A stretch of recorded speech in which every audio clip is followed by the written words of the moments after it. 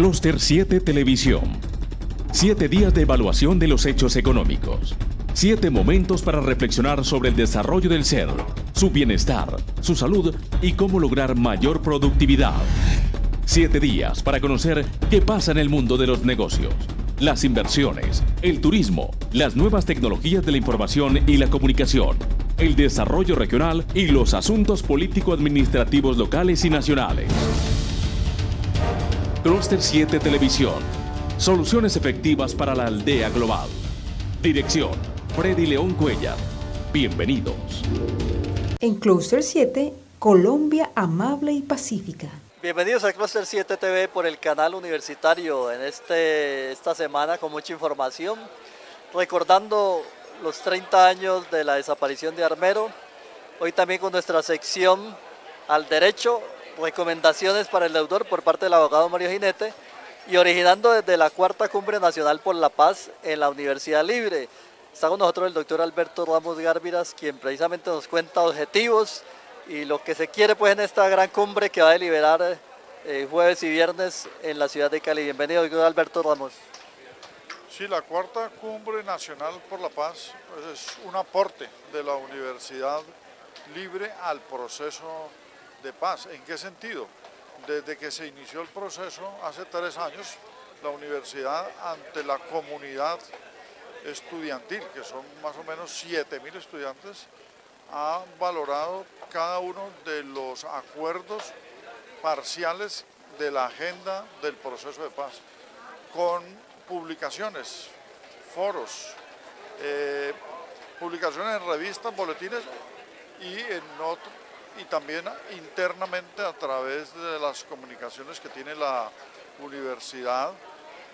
De esta manera hemos debatido los temas y hemos traído conferencistas del orden nacional, congresistas, investigadores españoles, porque creemos que la cultura por la paz y la cátedra de la paz, antes de que apareciera nosotros la mencionamos, deben ser una de las bases para que la gente entienda toda la importancia del proceso, es decir, la pedagogía por la paz, que pensamos debería reproducirse hacia todo el departamento del Valle y así en la cadena de universidades, en lo que se llama la red universitaria, hacerlo con sus comunidades académicas y con la sociedad, con las ciudades que tiene el Valle del Cauca, con los 42 municipios. Pues es un aporte pequeño en el sentido de que no alcanzamos a cubrir todos los departamentos ni toda Colombia, pero lo hemos hecho y también vimos cómo en la campaña pasada sí era importante tener claridad sobre el proceso de paz, porque la polarización fue muy alta, casi que un candidato por la guerra y otro por la paz. Los observadores españoles se quedaron aterrados de ver la situación de polarización de la sociedad colombiana. Entonces hoy tenemos pues también catedráticos, tenemos también congresistas como Iván Cepeda, tenemos a una exministra para mañana que es la doctora Cecilia López, etcétera. Muchos, digamos, intervinientes para abordar los diferentes puntos de esta fase final, entre ellos el tema de la refrendación y el tema de la implementación, que queda en medio de que no se ha terminado lo de la justicia transicional, ni definido lo de la reparación de las víctimas, ni lo del desescalamiento, el cese bilateral del fuego y aparece este debate nacional de la refrendación y la implementación con un plebiscito de por medio. Pues muchas gracias, doctor Alberto Ramos, pues por estas precisiones. Y en Clúster 7 y nuestra sección Colombia Amable y Pacífica también vamos a ver un mensaje de Alexis Viera, el exjugador, el exarquero del América y el Depor, víctima pues de la violencia y que ha enviado un mensaje a los asistentes a esta Cuarta Cumbre Nacional por la Paz. Veamos esta nota y seguimos en Clúster 7. Hola, ¿qué tal? Le habla Alexis Viera. Primero que nada, quiero agradecerle por la invitación. La verdad que para mí me honra en esa reunión tan importante de La Paz para participar. Me llena de orgullo. Segundo, quiero pedirles disculpas. La verdad que estoy internado en la clínica Valle del Lili. Bueno, me vine aquí por una fiebre y bueno, y estoy hasta el día de hoy, estoy estoy internado, que se me va a hacer posible ir mañana por la mañana, así que bueno, pedirle disculpas.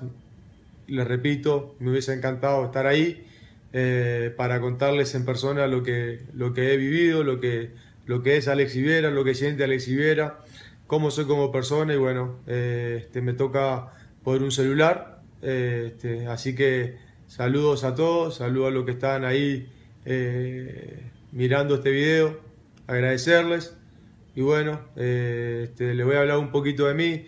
Ya muchos conocen el caso de lo que a mí me pasó, que lamentablemente fui víctima de un robo,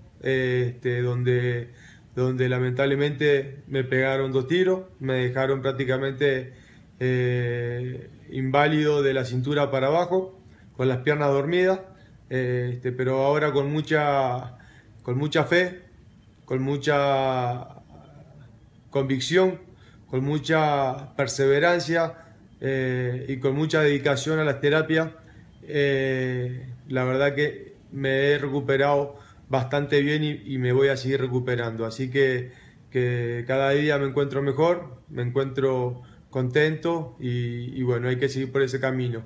Y segundo, bueno, es la cumbre de la paz, así que yo en lo personal, desde el primer día que me desperté con Dios en el corazón, me desperté siendo una persona diferente, y también al agresor lo perdoné, no tengo nada contra él, la verdad no siento nada, no soy nadie para juzgar, solo Dios es el que juzga y yo soy el que tengo a Dios en el corazón, así que él se equivocó. Él tiene que reconocer que se equivocó y si él reconoce le vamos a brindar toda la ayuda porque es una persona que la necesita, pero si no reconoce su error siempre va a caer en lo mismo. Así que para que una persona pueda cambiar, siempre tiene que reconocer que está equivocado.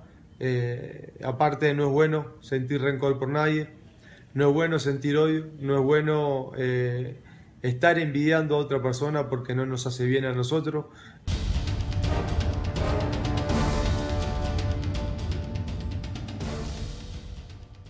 Coma sano, viva sano, incluye sus compras frutas, verduras y hortalizas de alta calidad. Realice sus compras en Cabasa, donde también podrá contar con otros beneficios como lo son comodidad, seguridad y economía en sus compras. Somos asesores en publicidad, comunicación gráfica, diseño web y multimedia, hosting y dominio, posicionamiento de marca. Escríbanos a dprofesionales@gmail.com o llama al 300-486-2858. Todo lo que necesitas en publicidad lo sabemos y lo tenemos. De Profesionales. Universidad Libre, Seccional Cali. Formamos líderes, creamos futuro. Inscripciones abiertas para Ingeniería de Sistemas, Ingeniería Industrial, Administración de Empresas, Contaduría Pública, Economía, Mercadeo, Derecho, Psicología, Enfermería y Medicina. Cuéntanos cuál es tu proyección. Nosotros te orientamos. PBX 524-0007. Extensiones 4300 y 4335. Diagonal 37A, número 329, Santa Isabel.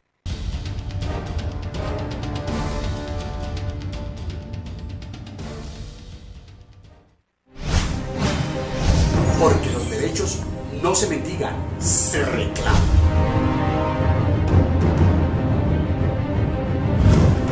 Muchas gracias por estar una vez más en la sintonía de su programa Al Derecho. Terminando este 2015, tenemos un tema trascendental. ¿Cómo está el escenario pensional para el 2015? En la defensa pues, de su salud y su bolsillo, con la colaboración técnica de Mónica Ginete Martínez y Sebastián Ginete Villa, estamos por llevarle a ustedes información valiosa. Usted no tiene que creernos todo lo que decimos aquí, usted tiene que confrontar lo que planteamos. No somos poseedores de la verdad revelada, pero sí nos preparamos y estudiamos los temas. Y este tema de la situación personal en el 2015, no tenemos ningún temor en decir que tenemos hoy como invitado en el derecho, tal vez a uno de los abogados que en el occidente colombiano, por no decir que en Colombia, más conoce la problemática del pensionado, al punto de que algunos ya clientes y hasta sectores de la academia y de la jurisprudencia en Cali lo reconocen como el abogado de los pensionados. Es el doctor Franklin Américo Cortés Castillo, aunque no le gusta que le digan Américo, no, Franklin Cortés Castillo, abogado de la Universidad Libre, especializado en la Universidad de San Buenaventura en Seguridad Social, ex funcionario del Instituto de los Seguros Sociales. ¿En qué área? En el área de liquidaciones. O sea, si hay un hombre que conoce la letra menuda, porque no es saber la teoría general del derecho pensional, sino cómo se aplica de acuerdo a las semanas aportadas, de acuerdo a la edad del pensionado, cómo se aplica la seguridad social, cómo se aplica el derecho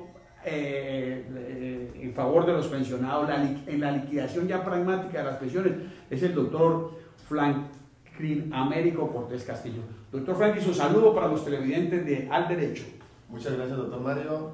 Muy buenas noches para todos los televidentes. Doctor Mario, la verdad es que me orgullece mucho su presentación, pero también eso lo compromete más a uno con los usuarios de la oficina y con los televidentes.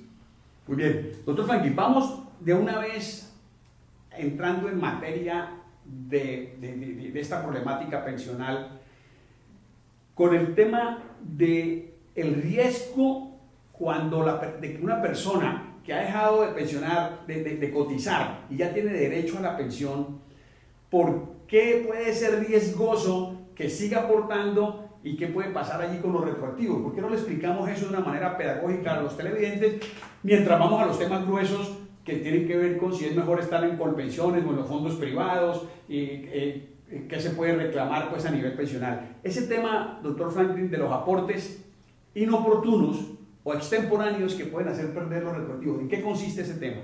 En el tema específico de la pensión de vejez, muchas personas ante la negativa de colpensiones o del seguro social y por recomendación por ventanilla de los funcionarios, cuando se les niega la prestación, salen corriendo a vincularse y continúan cotizando. En muchos casos esto es necesario, pero en la mayoría es la pensión la que está mal negada y usted con una buena asesoría, contratando a un abogado, seguramente podrá demostrar que tenía el derecho y que esas cotizaciones no eran necesarias.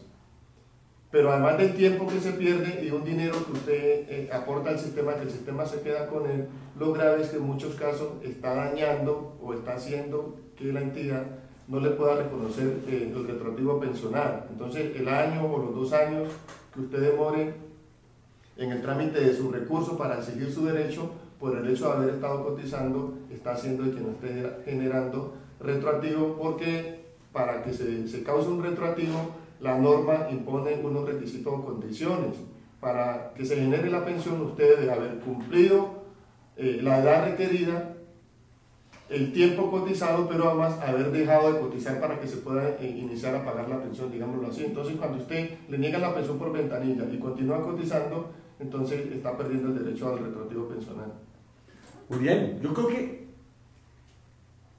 yo no quisiera decir esto, se los quiero decir de corazón, yo no quisiera decir esto, pero se ha vuelto tan compleja la maraña de derechos y tan sistemática la política de mezquindad presupuestal del gobierno nacional para con los pensionados, que se necesita el acompañamiento legal. Mire, hace poco estuvimos con el doctor Franklin en Telepacífico, invitado a un programa que dirige Leo Quintero y Jair Lenis. En ese programa de televisión, mientras nosotros estábamos en el estudio, porque eso era prefilmado, pregrabado, pasaron una intervención del presidente nacional de Colpensiones, y recuerdo que hizo una afirmación que tanto el doctor Franklin, que estaba allí, que era experto en pensiones, como la abogada que nos acompañaba, también experta en pensiones, dijeron: eso que está diciendo el presidente de Colpensiones no es verdad. Estamos frente a una política de negativas sistemáticas, de mezquindad presupuestal para negarle los derechos al pensionado. A la gente casi que le hace una publicidad engañosa, incluso a los jóvenes ahora los están presionando mucho: tenés que afiliarte a un fondo de pensiones, es que el día de mañana. Su opinión, doctor Franklin, sobre esa política de mezquindad donde la gente prepaga un dinero para el retiro y luego aparecen una negativa y un entrabamiento de este derecho. Sí, la consecuencia de esto es que los recursos que recibe el sistema de los aportes que estamos haciendo los colombianos no alcanza para el pago de las prestaciones que se generan. Entonces es el Ministerio de Hacienda quien tiene que, digamos, en el presupuesto nacional incluir las partidas para el pago de las pensiones, porque como les decía, los aportes que nosotros hacemos no alcanzan, no son suficientes. Y es de los impuestos, del IVA, todos los gravámenes que tenemos los colombianos, donde se están financiando las pensiones. Entonces el Ministerio de Hacienda, digamos, no gira la cantidad suficiente para que se financien todas las reclamaciones de los colombianos que hacemos al sistema.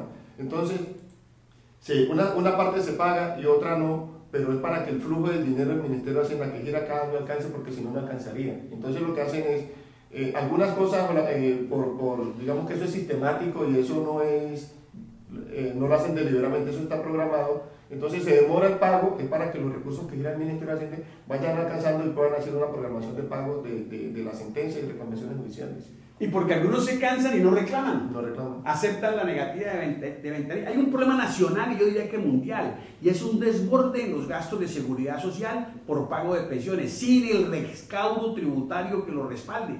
Eso es gravísimo. Entonces, ¿qué hacen? Se dilatan los reconocimientos, se niegan las pensiones, incluso se desconocen las sentencias en favor de los pensionados. Y estamos mundialmente en una tendencia que es aumentar aportes y aumentar el retiro. ¿Es así, doctor Franklin, o no? Sí, efectivamente. Es más, llevamos casi unos 2 años esperando una gran reforma en Colombia y que solucione de fondo, digamos, el problema, porque se han hecho una cantidad de pequeñas reformas, pero no se ha solucionado de fondo el problema del sistema pensional en Colombia.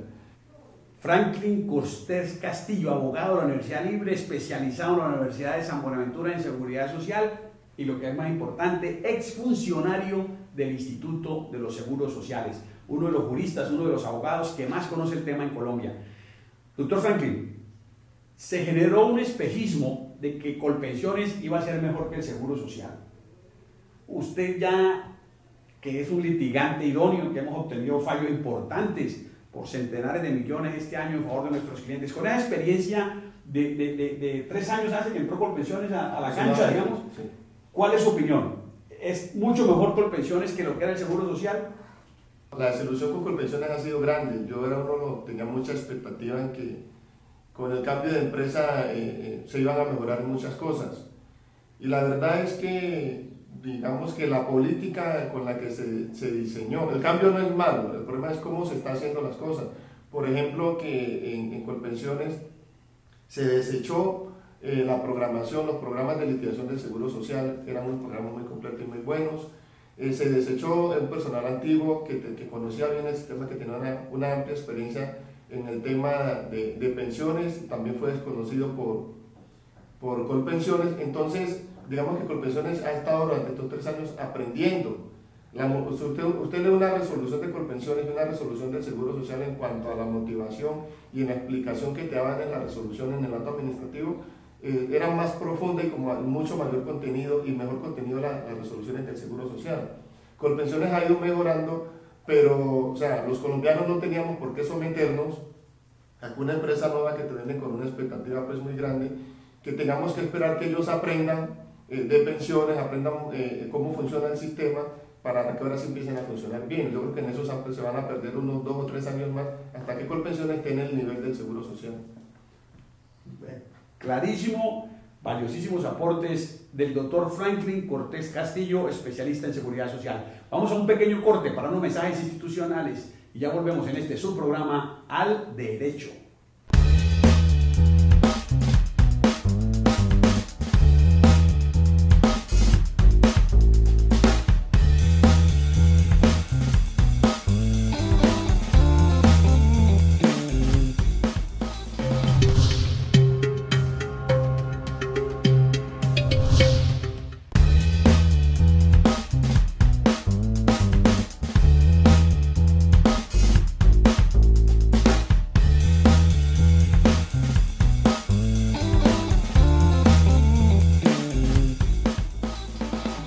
Colpensiones, que era el Seguro Social, digamos, la pensión estatal es la de Colpensiones, pero están los fondos privados. También en esto hubo hace años una gran campaña masiva, la gente le mandaba unas vendedoras muy bien parecidas, muy bien trajeadas, algunas con minifalda, y muchísimos que estaban en el Seguro Social se pasaron a los fondos privados. Usted me explicaba ahora en el receso de los mensajes, que alguien con 3 millones mensuales, aportando sobre 3 millones de pesos mensuales, difícilmente en un fondo privado se va a pensionar de una manera decente. ¿Por qué no le explicamos eso pausadamente y pedagógicamente a los clientes y al final terminamos con su recomendación muy concreta? O Colpensiones, pensión estatal, o fondos privados de pensiones. A los afiliados colombianos, cuando se trasladan a un fondo privado, se llevan con una cantidad de engaños y no se les dice la verdad de sus derechos que van a tener en ese régimen de ahorro individual. Y hacía las cuentas de los 3 millones del comentario que él hacía. ¿Por qué? Porque es que un colombiano, tanto en el régimen de prima media como en el ahorro individual, paga de aportes, lo que se va para su cuenta es el 16% del ingreso base de cotización o de su salario. De ese 16% se le descuenta entre el 3 y el 5% como tasa de administración. O sea que lo que efectivamente llega a su cuenta de ahorro es alrededor de un 11 o 12%. A los colombianos la ley contempla unos rendimientos, pero en la historia de los fondos privados, desde el año 94 que se crearon, los trabajadores no se han afiliado de esos rendimientos, no se han beneficiado, de esos rendimientos. Sin embargo, sí se han visto perjudicados cuando los fondos en las inversiones que hacen en el país y en el extranjero, esas operaciones son pérdidas. Así inmediatamente le mandan un extracto donde le informan que sus 50 millones que usted tenía en ahorro ya no son 50, sino que son 45.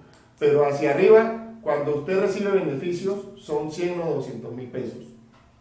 Entonces, de esos, si usted cotiza, de los 3 millones de pesos que yo le hacíamos el ejercicio, el 12% de ese aporte lo manda a su cuenta, necesita 30 años de aporte para completar la cuota de 165 millones de pesos que necesita como ahorro para una pensión mínima. ¿El salario mínimo? Para obtener una pensión mínima necesita 165 millones de pesos de ahorro en el fondo. Mientras que usted con esos 3 millones de pesos cotizando en el régimen de prima media o en Colpensiones, estaríamos hablando, terminado el régimen de transición, una liquidación que llamamos los abogados, una pensión con ley 797 que va hasta el 70% de ese promedio, estamos hablando alrededor de 2.300.000 pesos. Entonces, ¿cuántos afiliados hay en Colombia que están con un salario de 1 o 2 millones o 3 millones creyendo que van a tener un beneficio cuando no saben que ni siquiera se van a pensionar como ellos esperan en un fondo? En la mayoría de los casos ni les va a alcanzar el capital ahorrado. Dramático porque estamos metidos como en una especie de burbuja, estamos como víctimas de una publicidad engañosa y a todos nos están diciendo, miren, confíen en los fondos de pensiones y tal. De pronto en el régimen de prima media les puede ir mejor, pero evidentemente los fondos privados no son la panacea que se le prometió a la gente, y más con esa ley del embudo, ¿no? Si hay utilidades son para ellos y si hay pérdidas son para los otros. Franklin Cortés Castillo, pues, abogado de la firma Ginetti y Asociados Abogados. En los teléfonos que están en pantalla ustedes pueden llamar para una cita con el doctor Franklin Cortés Castillo. Por este 2015 la cita no tiene costo, muy posiblemente en el 2016 retomemos el valor de la consulta, sobre la base que lo vamos a asesorar de una manera, o se le va a asesorar de una manera objetiva. Doctor Franklin, sus palabras finales con la invitación a los televidentes a que busquen asesoría jurídica legal idónea en esta materia tan crítica como es la de los derechos pensionales. Miren, la pensión es algo muy importante para la mayoría de los colombianos, que cuando llegamos a la edad cuando salimos del mercado laboral y llegamos a la edad entre 60 y 65 años, qué importante o qué bueno es tener una pensión, digamos que es un alivio económico para la familia. Entonces, como es tan importante, entonces también debe tener el cuidado de no cometer errores en tomar decisiones apresuradas o creer que usted ya sabe cómo va a resolver el problema y no asesorarse. Es muy importante que usted, antes de tomar cualquier decisión, siempre se asesore de un abogado para que sepa efectivamente cuáles son sus derechos. Es más, usted con una consulta que en muchos consultorios como el nuestro es gratis, puede ir a radicar solo sus documentos sin que eso genere un contrato de prestación de servicios, pero usted ya sabe cómo y en qué momento se le debe reconocer su prestación. Entonces, la recomendación es siempre consulte una asesoría para el trámite de su pensión.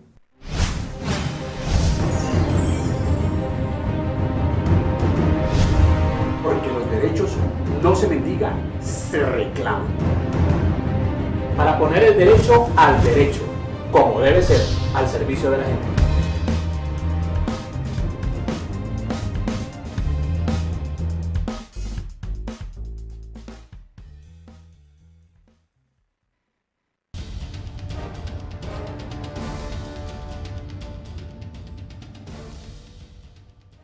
Coma sano, viva sano, incluye sus compras frutas, verduras y hortalizas de alta calidad. Realice sus compras en Cabasa, donde también podrá contar con otros beneficios como lo son comodidad, seguridad y economía en sus compras.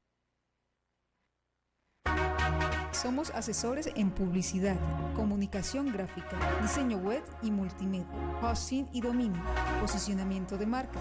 Escríbanos a dprofesionales@gmail.com o llama al 300-486-2858.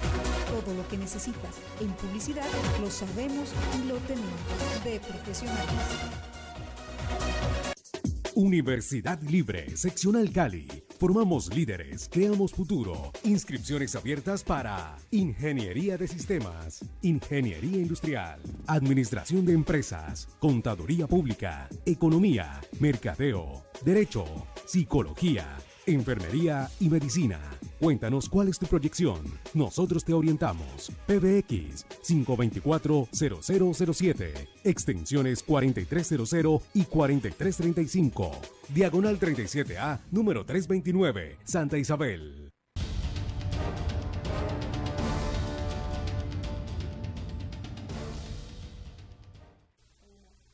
Cluster 7 presenta esta noche la segunda parte de su especial sobre los 30 años de la tragedia de Armero. Vamos con las historias. Hace 30 años, el país entero se vio conmovido por una catástrofe que surgió desde las entrañas de la tierra. Su protagonista, la ciudad de Armero, la segunda ciudad más importante del Tolima después de Ibagué en ese entonces. También conocida como la Ciudad Blanca, debido a la importancia de sus cultivos y producción de algodón, desapareció repentinamente la noche del 13 de noviembre de 1985, cuando fue arrasada por una avalancha provocada por la erupción del volcán Nevado del Ruiz. Visitamos el archivo histórico del periódico El Espectador para desenterrar los titulares que por esa época le relataban al público y a la sociedad en general que se habían despertado una mañana para no encontrar más esta ciudad.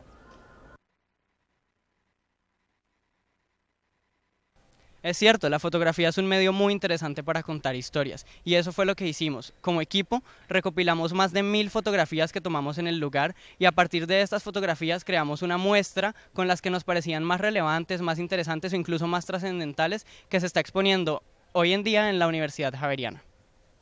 Bueno, lo que más me impactó del lugar fue cómo se mezclan la naturaleza y la muerte, entonces era muy interesante ver cómo lo gris del cemento que quedaron de las ruinas se podía combinar muy bien, contrastar más o menos con la maleza. Entonces pues era un contraste de colores entre lo verde, amarillo y pues lo gris. También las historias que uno puede contar a través del lente, que también es muy importante. Por ejemplo, una de las historias que nos contaba uno de los guías era que las cruces que habían no representaban solamente a la gente que había muerto, sino las casas. Entonces era como un recuerdo, un homenaje que le hacían a cómo fue la vida y cómo fueron, digamos, las casas en donde vivían y todo esto. Entonces pues es muy interesante, las lápidas, el cuento de los murales de los niños del Japón, la cruz del Papa, pues donde se arrodilló a llorar por Armero. Entonces pues la verdad es como contar las historias a través de una foto, entonces es muy interesante.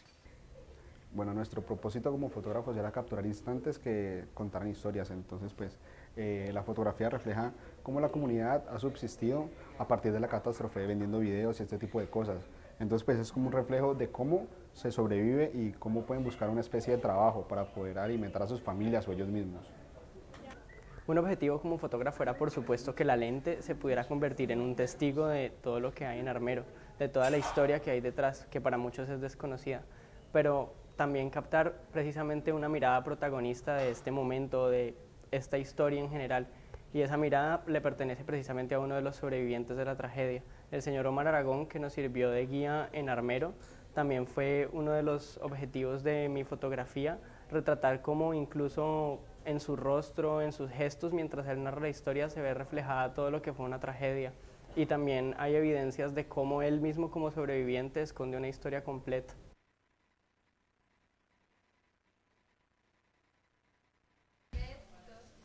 Bueno, ¿cómo te llamas? Jonathan Besalel. Bueno, Jonathan, ¿qué estudias? ¿Cuántos años tienes? Matemática aplicada, tengo 20 años. Bueno, me gustaría saber qué recuerdas de Armero. La verdad no tengo ni idea de dónde queda ni nada de la historia. Bueno, ¿cómo te llamas?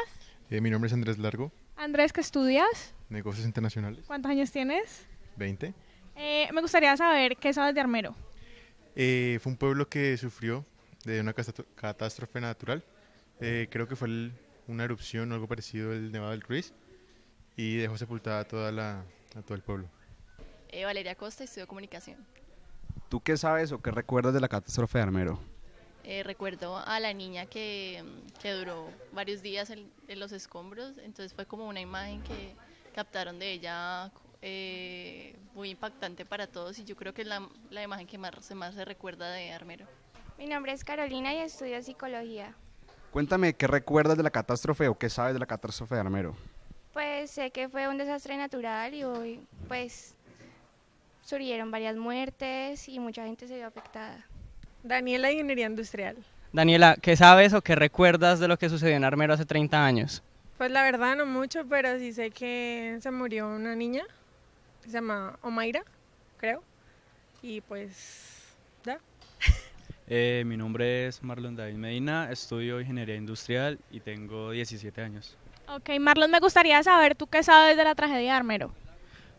La tragedia de Armero pues fue algo que impactó a Colombia, hubo muchos muertos y según tengo entendido ahora eso es algo como sagrado, ese lugar. Camposanto, muchas gracias. Hola muchachos, ¿cómo están y cómo se llaman y qué estudian? Hola, Juan Pablo y estudio Ingeniería Industrial. Valeria y estudio Administración. Bueno, la pregunta es sencilla, quiero que me digan qué saben o qué recuerdan, qué han escuchado de la catástrofe de Armero de hace 30 años. No, la verdad no he escuchado, no me acuerdo de nada. Nada. No. ¿Tú sabes algo? Sé que fue una explosión de un volcán y desapareció la ciudad, por eso se llamó Armero y pues hubo muchas muertes y personas enterradas. Hola, me llamo Martín Romero y estudio comunicación. Martín, queríamos preguntarte qué sabes o qué recuerdas acerca de la catástrofe de Armero. Pues recuerdo que básicamente fue algo que... Pues sé que fue... El Nevado del Ruiz básicamente explotó. Se les advirtió mucho que huyeran, pero la gente dijo, no pasa nada, ya hemos estado muchas veces en situaciones como estas. Pero después estaban en una situación que era más bien como cubiertos de lava y murieron muchas personas. Pasó una cosa terrible con una muchacha que se llamaba Omaira. Y pues la muchacha fue suceso nacional, hizo llorar a mucha gente, la verdad yo lo he visto y es muy conmovedor, es muy triste. Muchísima gente perdió sus casas, Armero quedó básicamente vuelto un lugar completamente desolado. Y empezaron a repartir ayudas y mucha gente fue y dijo que vivía en Armero y nunca habían vivido en Armero, así que la gente se robó muchas ayudas del gobierno. Fue algo horrible. Hola, yo soy Alejandra Sánchez y estudio comunicación. Alejandra, queríamos preguntarte que nos cuentes qué sabes, qué recuerdas sobre la catástrofe de Armero, lo que sucedió hace 30 años. Sobre lo que sucedió hace 30 años, recuerdo mucho una imagen tomada por Carol Guzzi una imagen sobre Omaira, que pues esa imagen recorrió el mundo y yo creo que todo el mundo la recuerda y la tiene presente. Entonces esa fotografía para mí es muy impactante y es muy fuerte y es como lo primero que a mí se me viene a la mente, esa imagen que tomó esa fotógrafa. Me llamo Lucía Morales y estudio diseño y comunicación visual. Lucía, queríamos hacerte la pregunta de qué sabes o qué recuerdas que has escuchado sobre la catástrofe de Armero, lo que pasó hace 30 años. La catástrofe de Armero fue una tragedia debido a la erupción del volcán Nevado del Ruiz, creo, ¿sí? En el cual, pues por el derretimiento de la nieve que arrastró barro y pues se llevó pues sedimentos naturales y eso básicamente tapó un pueblo.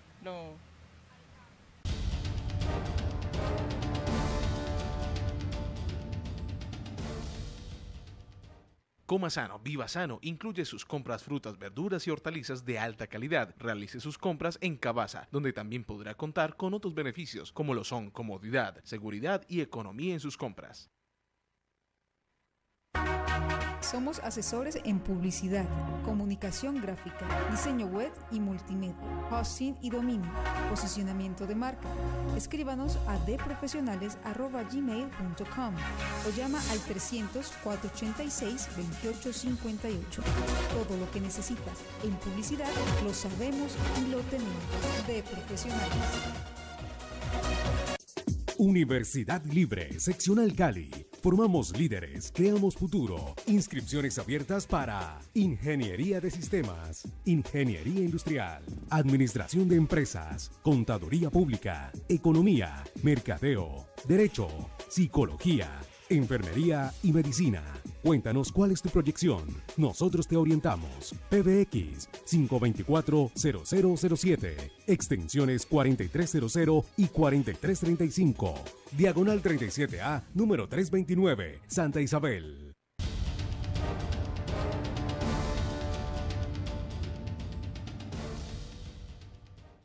Un componente importante de la investigación realizada por la Pontificia Universidad Javeriana sobre los 30 años de la tragedia de Armero tiene que ver con el periodismo, con las historias que se cuentan 30 años después. De esta investigación salieron, por supuesto, muchísimas historias y muchos productos. Uno de ellos es, por ejemplo, la crónica 11 horas para recordar las lecciones que dejaron Armero y Chinchiná, escrita por Natalia Gudelo y Angie Palacios, quien me acompaña. En esta crónica se narra el viaje de 11 horas que duró la investigación, en donde se pasó por 4 puntos importantes. Cuéntanos cuáles fueron estos lugares y qué pasó en cada uno de ellos. Bueno, el primero fue Armero, que pudimos divisar fue las ruinas que quedaron, cómo tapó todo y cómo está en este momento la naturaleza invadiendo el lugar, la ciudad que antes era Armero. El segundo fue el Páramo de Letras, donde pudimos divisar el volcán el Nevado del Ruiz y sus fumarolas. El tercero fue el Observatorio de Vulcanología y Sismología de Manizales, en donde pudimos ver cómo monitoreaban el volcán, que se podían ver desde cámaras, las pantallas que decían todo, pues sí, su latitud prácticamente, por decirlo así. Y afortunadamente, mientras estábamos ahí, mientras nos están explicando, apareció el sismo de San Pedro. Y no, pues fue muy chévere. Y ya. Y el último fue Chinchiná, que fue otro de los afectados por este desastre natural. Muchas gracias, Angie. Como parte de la investigación sobre los 30 años de la catástrofe de Armero, también fuimos al Líbano Tolima. Luisa Fernanda Pérez estuvo allí. ¿Qué encontró en el Líbano? Primero, ante todo, hubo un proceso de investigación en donde yo encontré el nombre de la señora Norela Gallego en las noticias. Después busqué cómo poderme contactar con esta persona, di con la persona efectivamente y ella me dijo pues que era la hermana del profesor Fernando Gallego Jaramillo, quien es la persona que predijo la catástrofe de Armero. Cuando decidimos pues encontrarnos, nos encontramos en Armero Tolima primero, en donde los muchachos, todos mis compañeros hicieron pues el proceso de investigación en Armero y yo decidí pues emprender el viaje hacia el Líbano. Cuando llegamos allá, la señora Norela pues muy amable, agradecemos mucho pues también a la persona que nos atendió y decidimos empezar a hablar sobre el tema de la investigación. ¿Qué le mostró la señora Norela Gallego del profesor Fernando Gallego? Encontramos varios archivos de las investigaciones previas que él tuvo, en donde muestran todo el proceso de investigación, donde él estuvo haciendo diarios de campo, pues se fue para allá a ir a investigar directamente en el volcán Nevado del Ruiz. También encontramos de unas maquetas donde él hablaba pues de cómo iba a ser el recorrido de la catástrofe y también aparte de eso pues investigaciones y datos donde él certificaba totalmente de que esta catástrofe iba a suceder.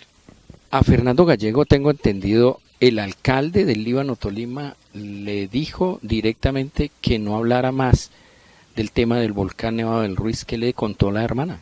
No solamente me lo contó, sino que me mostró la carta donde se le dirigen hacia el señor Fernando Gallego diciéndole que no generara pánico pues hacia las personas porque estaba generándolos, diciéndole a las personas que no podían ingresar a Armero porque estaba a punto de estallar el volcán Nevado del Ruiz.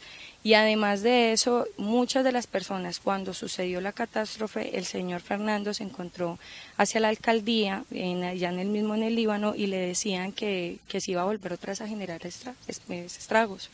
Cuando se dio cuenta, muchas de las personas que decidieron partir en ese instante, le hicieron caso pues al señor Fernando, fueron a agradecerle pues de manera muy respetuosa de que verdaderamente él sí tenía razón. Esa persona sí estaba prediciendo un poco la catástrofe que estaba sucediendo, sino que en los años 80 no había como los mecanismos para poder demostrar que esta catástrofe iba a suceder. A partir de la catástrofe es que se empezó a crear como, aparatos donde podían como dar exactamente qué es lo que iba a suceder pues en ese volcán. En ese momento no, la persona que es el profesor Fernando se iba hacia allá, iba a investigar directamente, pues lo que me contaba pues la hermana era que la persona se dedicaba tanto a conocer tanto el volcán y el recorrido que se dedicó también a escucharlo, por decir así.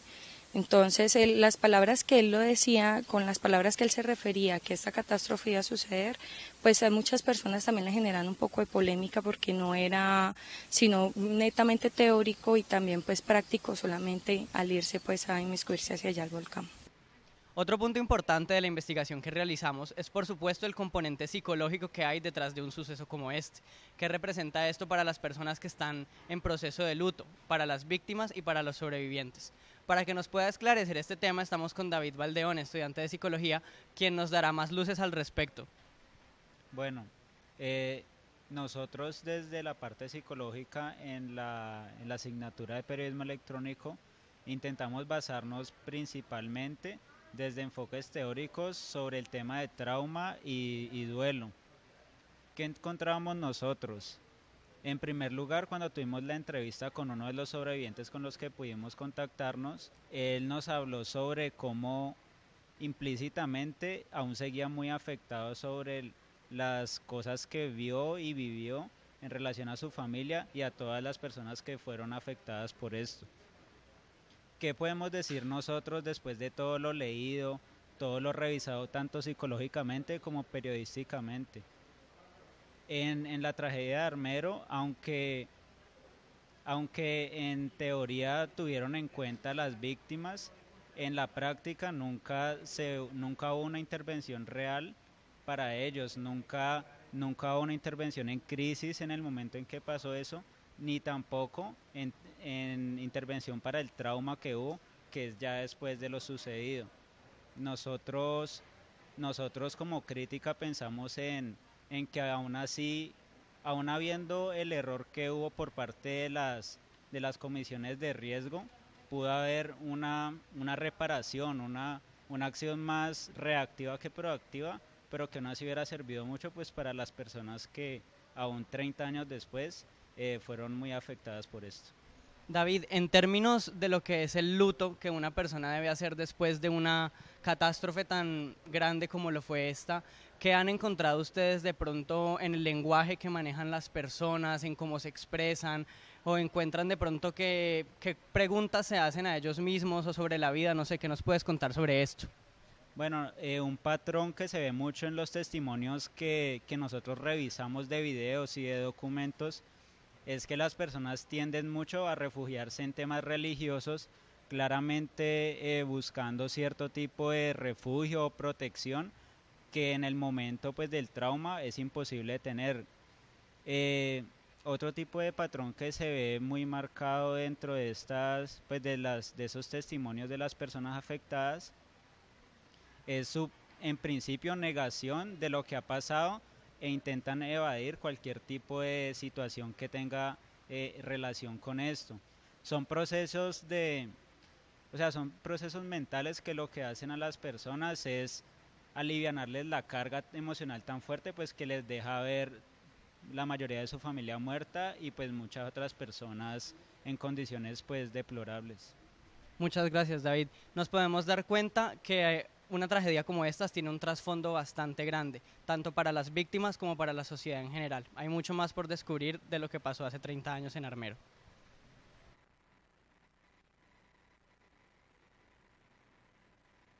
Bueno, estamos con Freddy León Cuellar. Él fue reportero enviado de Caracol Radio Cali. Me gustaría saber, usted estuvo en Armero cuando sucedió la tragedia, ¿usted qué recuerda? Armero hace 30 años, ese amanecer de ese 13 de noviembre, eso es inolvidable. Cuando nosotros madrugábamos, yo coordinaba cómo amaneció Cali, 4 de la mañana llegaba, y cuando las primeras informaciones del amanecer pues daban cuenta que algo había pasado en la noche, siempre hubo versiones, ruidos, explosiones, y nos dejó frío cuando ese sobrevuelo de esa aeronave que confirmó que Armero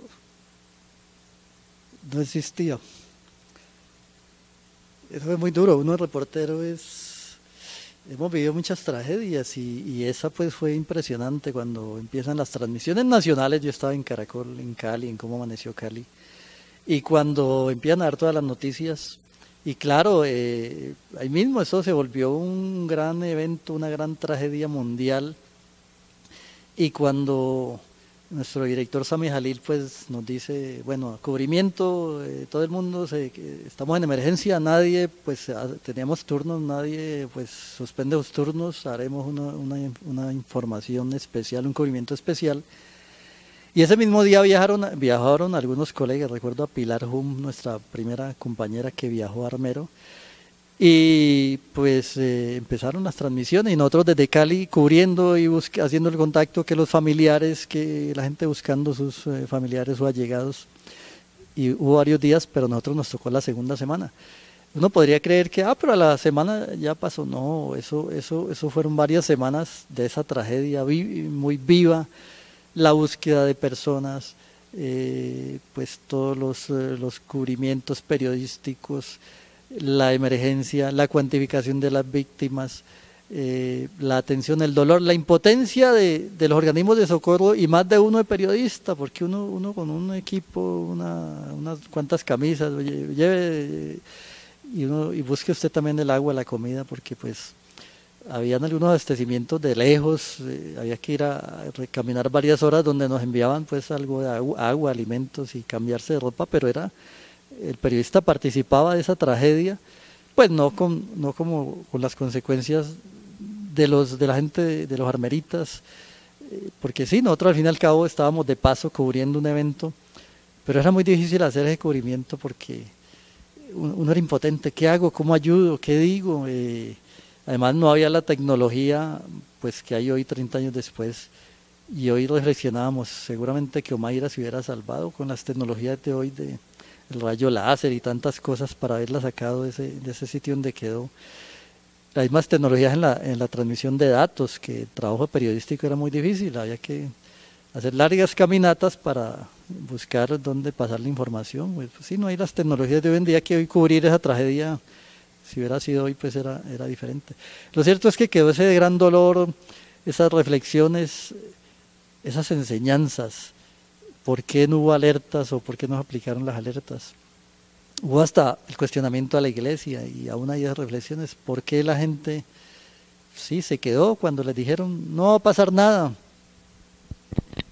Bueno, me gustaría saber qué lecciones en cuanto a lo periodístico le dejó a usted Armero. Muchas lecciones, pero antes del periodístico, lecciones en lo humano. Uno allí, sí, nos sentíamos impotentes, pero también uno se complica mucho la vida y no valora lo que tiene, y uno ver que la gente en Armero perdió su sitio de origen, las familias dispersas, tantas historias que hay de niños desaparecidos, raptados, que uno dice, hola, valoremos lo que tenemos, valoremos este Cali nuestro, esta situación de nuestra ciudad, de nuestras familias, y trabajemos más por la familia, por los amigos, por la comunidad. Hay mucho egoísmo, y uno en esos momentos allá en Armero decía, hola, la verdad, estas tragedias le hacen recordar a uno la familia primero que todo. Ahora en lo periodístico, pues sí, mucha lección. De ese tiempo de ayer a hoy, pues es cierto, hoy las tecnologías nos facilitan más. Yo hoy digo, ¿qué tal uno en ese tiempo con las tecnologías de hoy en día para pasar inmediatamente fotos, subir fotos pues por las redes sociales? Para lo mismo saludos, la búsqueda de familias. Hoy en día mire que uno con las redes sociales, por decir algo, nosotros en el colegio nuestro hicimos un llamado a los egresados de nuestra promoción de bachillerato y de 65 encontramos 48. ¿Qué tal uno en ese tiempo las redes sociales hubieran permitido encontrar más fácilmente seguramente familiares, gente perdida, gente que está hoy todavía aún perdida? Y aún yo digo que no sé, podríamos hacer un ensayo hoy con las redes sociales y unir familias, ahí seguramente increíble, puede ser que familias que están en una ciudad, en otro país de armero y no se saben. Y entonces lecciones como esa, aprovechar las tecnologías hoy en día, en ese tiempo pues no las había. Ahora también quienes vivimos armero y quienes aún van a ver armero y seguimos viendo crónicas, cada situación, hay que seguir mirando la vida, cada sitio, cada historia, cada momento nos deja enseñanzas y qué bueno que el periodista y los estudiantes miren eso, cada situación hay una historia por escribir, hay personajes olvidados. Ustedes seguramente los estudiantes, quien vaya allá, y mucha gente encuentra gente que te cuenta una historia nueva. Uno puede decir, no, ya contaron toda la historia. No, hay historias nuevas, hay esperanzas, hay futuros, hay decepciones. Yo me diría, por ejemplo, ahora no sé, la gente de Armero con la campaña política. ¿Qué políticos fueron a Armero? Y a prometer qué, y a la gente pues que ahora está en las otras poblaciones que los reubicaron. Entonces, yo digo que Armero en ese tiempo dejó muchas lecciones de vida, de hacer un periodismo, de hacer mucha crónica especialmente, hacer mucho registro histórico también. Y para el periodista de hoy en día, pues no olvidar, por ejemplo, el caso de Armero. Hay mucha historia que no se ha escrito de Armero. Como hay mucha historia, hemos cubierto muchas tragedias, un terremoto en Popayán hace muchos años, en fin. Y como que el periodista tiene un papel para hacer allí, es no simplemente vivir de la cotidianidad de hoy, sino ahondar en la historia, aportarle mucho a la historia con sus relatos. Ahora sabemos que el periodista, el comunicador tiene esa ventaja, es que con todo el respeto no va a ser un relato soso, pesado, sino que puede con los elementos de las diferentes, de la crónica, del reportaje, hacer historia con amenidad. Entonces Armero es un material, es un potencial para seguir trabajando desde las escuelas de comunicación, desde el periodismo, aún desde el periodista antiguo, el periodista los que vivimos esa tragedia. Y yo diría que más allá de un ejercicio académico hay que volver a Armero y hay que reencontrarse la gente, porque hay mucha historia aún. Los desaparecidos en Colombia no solamente son por la violencia, pues en las diferentes facetas. Esa violencia en la naturaleza también dejó muchos desaparecidos, muchos muertos, pero hay muchos, yo diría, me atrevería a decir, mucho muerto en vida, mucho muerto que no se ubica, están en otras ciudades, mucha gente que tuvo problemas de salud mental, muchos niños que hoy crece con la incógnita, ¿dónde está mi familia, mis padres? Hay mucho por hacer todavía allí, muchas lecciones que nos deja todo esto de Armero 30 años después. Claro que sí, además yo creo que para eso estamos los que nos estamos formando en periodismo, para revivir todas esas historias que se contaron en Armero y que hay por contar. Llegamos al final de este especial sobre los 30 años de la tragedia de Armero, realizado por estudiantes del énfasis de producción multimedia de la carrera de comunicación de la Pontificia Universidad Javeriana de Cali.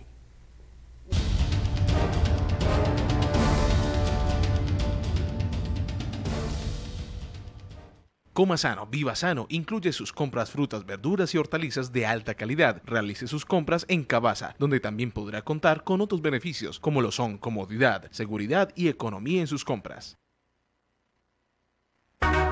Somos asesores en publicidad, comunicación gráfica, diseño web y multimedia, hosting y dominio, posicionamiento de marca. Escríbanos a dprofesionales@gmail.com o llama al 300-486-2858. Todo lo que necesitas en publicidad lo sabemos y lo tenemos. De Profesionales. Universidad Libre, Seccional Cali. Formamos líderes, creamos futuro. Inscripciones abiertas para Ingeniería de Sistemas, Ingeniería Industrial, Administración de Empresas, Contaduría Pública, Economía, Mercadeo, Derecho, Psicología, Enfermería y Medicina. Cuéntanos cuál es tu proyección. Nosotros te orientamos. PBX 524-0007. Extensiones 4300 y 4335. Diagonal 37A, número 329, Santa Isabel.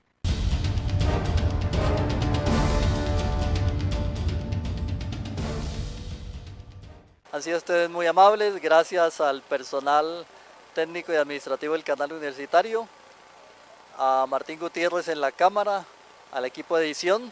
Con mucho gusto, Freddy León Cuellar les dirige y presenta Clúster 7. Nos encontramos la próxima semana.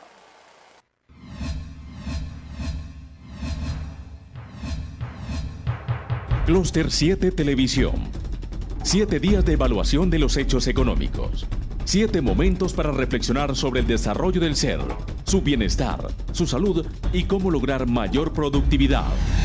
7 días para conocer qué pasa en el mundo de los negocios, las inversiones, el turismo, las nuevas tecnologías de la información y la comunicación, el desarrollo regional y los asuntos político-administrativos locales y nacionales. Clúster 7 Televisión. Soluciones efectivas para la aldea global.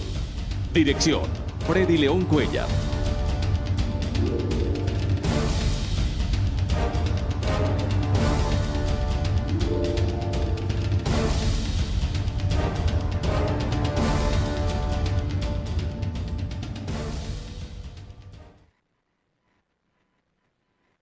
Canal Universitario presentó el anterior programa.